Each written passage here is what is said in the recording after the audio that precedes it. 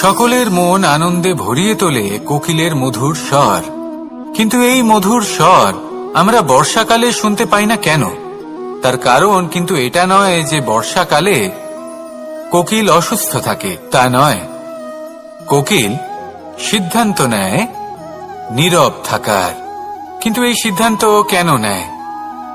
তার কারণ হলো ব্যাঙ। বর্ষার ঋতুতে অনেক ছোট ছোট স্থানে জল জমে, আর সেই কারণে অনেক ব্যাঙের জন্ম হয়। এবার ওই ব্যাঙগুলোর ধ্বনি এতটাই প্রবল হয় যে তাদের মাঝে এই কোকিল যতই মধুর সুরে ডাকুক না কেন, তার স্বর আমাদের কানে পৌঁছবে না। সেই জন্য ও সিদ্ধান্ত নেয় চুপ থাকার। আর এটাই হলো আমাদের জীবনের শিক্ষণীয় বিষয়।